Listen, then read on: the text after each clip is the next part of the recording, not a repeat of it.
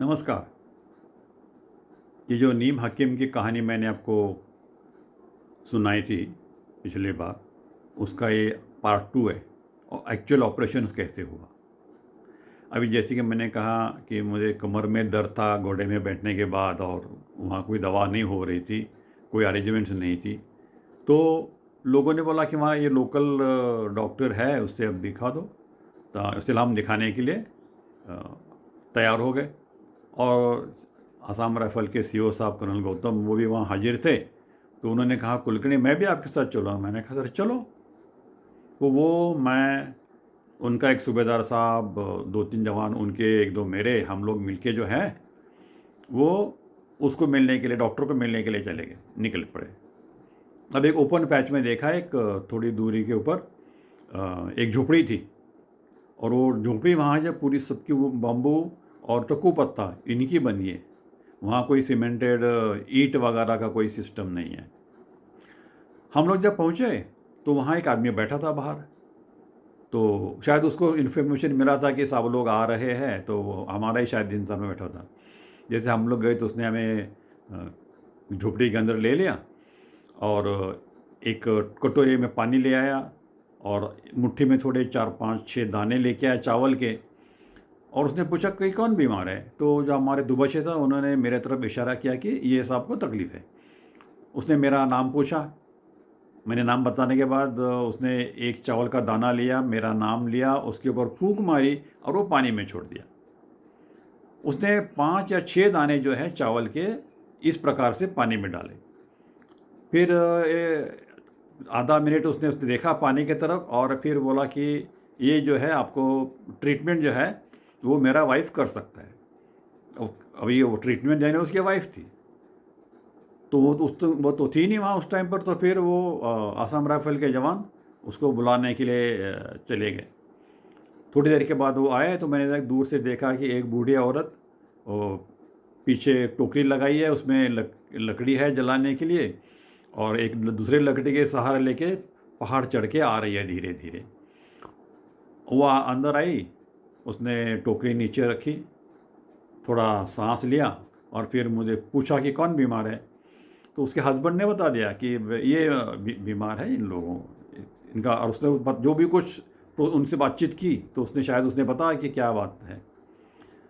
फिर उसने जो है मुझे बोला, निगम आप कपड़े उतारो, ये शर्ट टी शर्ट वगैरह सब उतार दो।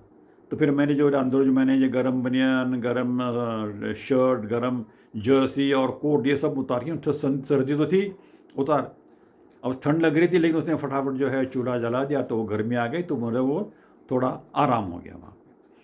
फिर मुझे बिठा दिया चूल्हे के सामने और एक उसने एक टहनी निकाली किसी पौधे की। उसमें वो इमली के पत्ते होते वैसे उसके उसमें पत्ते थे, पता नहीं क्या था मुझे। तो उसने वो थोड़ा सूखा हो गया था, उसने जला दिया आग में, उसको बुझा दिया। जैसे उसका धुआं निकलना शुरू हो गया उसने वो मेरे पीछे बैठ गई, पीठ के पीछे। और जैसे आरती करते हैं ना वैसे वो चारों तरफ उसने मेरे पीठ के वो धुआं घुमाया, 2-3 बार घुमाया और घुमाने के बाद वो नीचे रख दिया। और फटाफट उसने मेरे पीठ के ऊपर जो है थपथपा के कुछ ढूंढना शुरू, कुछ पकड़ना शुरू कर दिया। वैसे चिमटी मारते हैं ना वैसे मुझे दिखाई लग रहा था, जैसे कि अगर चद्दर के अंदर अगर चूहा है उसको पकड़ना है तो इधर पकड़ो उधर पकड़ो, ऐसे वाले उसी का से दिखाई दे रहा था, काम हो रहा था। एक आध मिनट के बाद उसने वो फट से एक पकड़ लिया और दोनों हाथ से उसको वहाँ रोक लिया, जो भी कुछ था उसका समझ में आ रहा था। और उसने दांत से जो है वो उसको बाहर खींचा।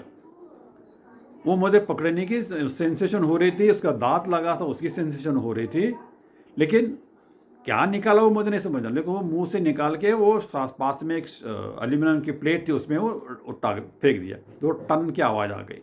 उसने ऐसे ये सिस्टम जो है ना 4-5 बार किया। मेरे समझ में नहीं आ रहा था अभी भाई क्या है। उसके बाद जो है 4-5 बार करने के बाद उसने फिर उसने वो हर भज्जी वो या टहनी थी जलाई, फिर उसका धुआं क्या, फिर उसने मेरे चारों तरफ घुमाया, फिर पीठ पीठ थपथपाई, पीठ के पर फिर हाथ घुमाया और उसने बोला कि ठीक है हो गया साहब। तो हो गया तो फिर क्या हो गया मेरे भी नहीं समझ में आया। मैंने फिर जाके लेकिन बोला कपड़े पहन, तो मैं फटाफट पहले कपड़े पहने का, ठंड लग रही थी वहाँ पे। फिर मैंने मुड़ के देखा तो एक प्लेट में सॉफ्ट बोन के टुकड़े पड़े थे और उसमें से 5 या 6 थे, उसमें से 3 जो थे एकदम सफ़ेद थे और 3 थे वो ब्राउनिश थे और थोड़े एंड में ब्लैकिश थे। तो मैंने पूछा ये क्या है? तो बोला यही तो है आपके वहाँ पेट से निकला। तो मैंने कहा ऐसे कैसे निकला? ना काटा है, ना कोई खून निकला है, कुछ है। और वो सबके सामने, वो भी ऐसे नहीं कोई छुपा हुए नहीं, सामने सीओ साहब बैठे हैं, आसाम राइफल के सूबेदार साहब बैठे हैं, बाकी लोग बैठे हुए, सबके सामने उसने निकाला। और सब मेरे तरफ भी आश्चर्य से देख रहे थे, ये क्या क्या हो क्या रहा है, एवरीबडी वाज अंडरस्टैंड की समझ में नहीं आया किसी को क्या हुआ। फिर उसने बोला कि अगर आपको बीमारी नहीं है इसलिए इसमें कुछ सफ़ेद है और कुछ ब्राउनिश है। अगर सारे ब्राउनिश होते तो आपको बहुत तकलीफ़ होना चाहिए था और आपको तकलीफ़ होती, लेकिन अभी आपके शुरू शुरू में है इसीलिए ये जल्दी हो गया वहाँ पे, और ये अभी आपको दोबारा तकलीफ़ नहीं होगी वहाँ पे। इसने गारंटी दी वहाँ पे। तो मैंने फटाफट कपड़े पहन के आ गया और उसका मैंने फ़ोटो भी खींचा, वो जो बोन के टुकड़े थे उसके, लेकिन अभी फ़िलहाल मेरे पास वो फ़ोटो नहीं है वहाँ पे। लेकिन उसके बाद जो है मुझे कभी भी कोई उस किस्म की तकलीफ़ नहीं हुई। उसके बाद भी फिर मैं वो घोड़े पे बैठ के 2-3 बार चला गया, लेकिन बिल्कुल ठीक रहा। मैं ठीक हुआ हूँ। और कैसे हुआ, क्या हुआ, अभी आप कुछ अंदाज़ा लगे, मैं अभी भी मैं खुद उस समझ में नहीं आ रहा मेरे कि ये क्या हुआ, कैसे हुआ। लेकिन हुआ, मेरे साथ हुआ, मेरी बीमारी ठीक हो गई और मेरा इलाज हो गया। अब वो नीम हकीम मैं तो उसको नहीं कहूँगा, प्रॉपर हकीम है, लेकिन मेरी जान को कोई खतरा नहीं था। धन्यवाद।